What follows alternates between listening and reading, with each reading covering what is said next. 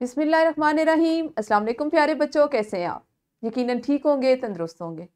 आप सब बखूबी वाकिफ़ हैं कि हम इस वक्त पढ़ते हैं उर्दू जमात सोम और हमारा सबक है आज 12 दरसी किताब का। आपको पता है ना, हमने इसको पिछले 3-4 दिनों से इसका आगाज़ कर रखा है, तो आज हम इसको चौथे हिस्से में इंशाअल्लाह मुकम्मल करेंगे। और सबक का उन्वान क्या है? हमारा वतन। शाबाश। आज आप इस सबक में क्या सीखेंगे?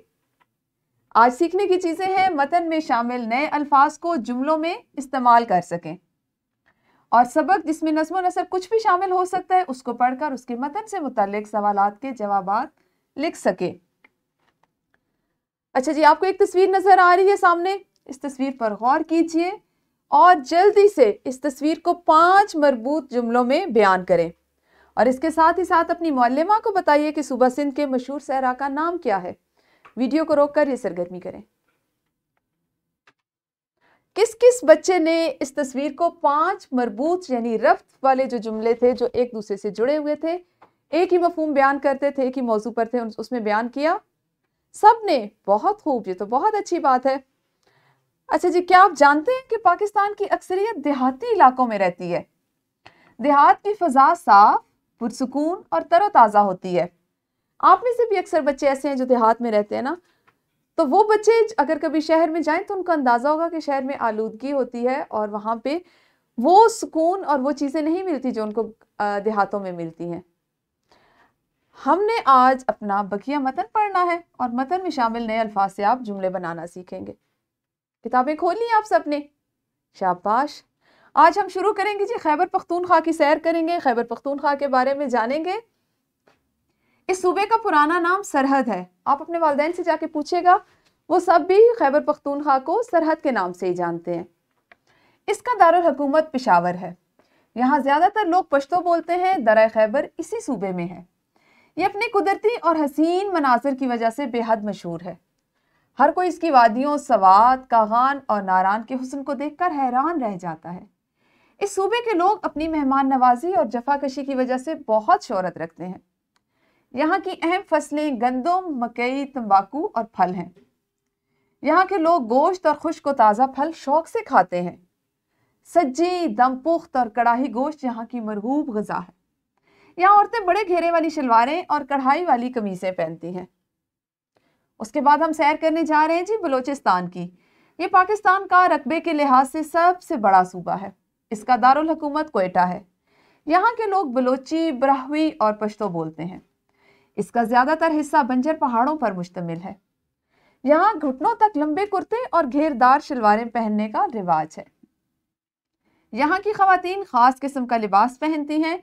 उनकी कमीज के सामने की जानिब लंबी जेब लगी होती है। आमतौर पर कमीज कढ़ाई वाली होती है। इस पर शीशे का काम होता है। इसकी सरजमीन फलों की पैदावार की वजह से मशहूर है। पाकिस्तान में 100 से जायद ऐसे पहाड़ मौजूद हैं जिनकी बुलंदी 5000 मीटर से जायद है। दुनिया की 14 बुलंद तरीन चोटियों में 5 पाकिस्तान में मौजूद हैं। देखिए कितनी बड़ी बात है ना। अब हम जा रहे हैं जिससे गिलगित की सैर करने। गिलगित को सयाहों की जन्नत कहा जाता है। इसकी खास बात यहाँ मौजूद बुलंदों बाला पहाड़ और बहते हुए साफ शिफाफ दरिया है। बल्ती और शिना इसकी मशहूर ज़बानें हैं। यहाँ के लोग बहुत बहादुर और मेहमान नवाज हैं। दुनिया के अजीम पहाड़ी सिलसिलों हिमालय, कराकोरम और हिंदुकुश का संगम इसके करीब ही है। शंग्रीला, सतपारा झील और देवसाई नेशनल पार्क गिलगित के अहम सियाहती मकामात हैं। गिलगित बल्तिस्तान पाकिस्तान का आईनी सूबा नहीं है।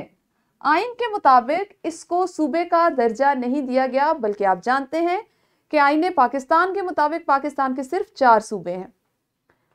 ये एक इंतजामी सूबे के तौर पर काम कर रहा है। पाकिस्तान के तमाम इलाके खूबसूरत हैं। इसके बसने वाले हमारे भाई हैं। हमें तमाम पाकिस्तानियों से मोहब्बत, अखुवत और इसार का जज्बा रखते हुए ताल्लुक़ रखना चाहिए। पाकिस्तान को साफ सुथरा रखना, इसकी हिफाजत करना हम सबकी जिम्मेदारी है। ठीक है जी, मतन तो हमारा मुकम्मल हुआ। आप सब ने सैर भी कर ली पूरे पाकिस्तान की। अब हम करेंगे एक इनफरादी सरगर्मी। सबक है हमारा वतन। इसमें से आपने 5 अल्फाज अपनी मर्जी से मुंतखब करने हैं और उनसे आपने जल्दी से अभी अपनी कॉपी पर जुमले बनाकर अपनी मुअल्लिमा को दिखाने। ہاں جی، سب نے جملے بنائے اپنی مرضی کے الفاظ سے، کیسا لگا؟ بہت اچھا، شاباش۔ دیکھتے ہیں مشق میں ہمارا کون سا ایسا کام ہے جو آج سبق کی تکمیل کے بعد ہم ابھی مکمل کریں گے۔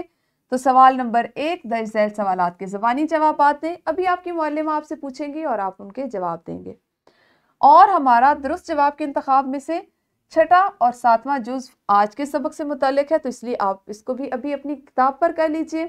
اور اس کے بعد سوال نمبر 3، متن کے مطابق خالی جگہیں پر کریں۔ یہ سوال بھی آپ کو جیسا کہ نظر آ رہا ہے آپ نے اپنی کتاب پر کرنا ہے، اور یہ مختصر سوال ہے جس کو بہت قلیل وقت میں کیا جا سکتا ہے۔ گھر کے کام میں شامل ہیں، کچھ الفاظ آپ کے لیے منتخب کیے گئے، ان سے آپ نے جملے بنانے۔ یہاں میں آپ کو واضح کرتی چلوں کہ ابھی انفرادی سرگرمی کے دوران میں آپ نے جماعت میں اگر کسی ایسے لفظ کا انتخاب کیا ہے اور اس کا جملہ آپ بنا چکے ہیں تو دوبارہ مت بنائیے گا، لیکن اگر آپ کے انتخاب کردہ 5 الفاظ مختلف تھے تو پھر آپ نے زرخیز، تاریخی عمارات، سجاوٹی اشیاء اور دارالحکومت کا جملہ بھی بنا کے لانا ہے۔ آپ کو ایک مختصر نظم دی جا رہی ہے ورک شیٹ کی صورت میں، اس کو آپ نے تلفظ، آہنگ، لے اور روانی کے ساتھ پڑھنا ہے، اور اس نظم کے سوالات کے جوابات لکھ کر لانا ہے۔ اور یہ نظم آپ کو جیسا کہ اندازہ ہو رہا ہوگا یہ ہمارے آج کے موضوع سے متعلق ہے۔ یہ آپ کے گھر کا کام ہے جس کو آپ گھر سے مکمل کر کے لائیں گے، اور کل اس سبق کو ہم اپنے اگلے حصے میں پڑھیں گے۔ اس وقت تک آپ سب اپنا بہت خیال رکھیے۔ اللہ حافظ۔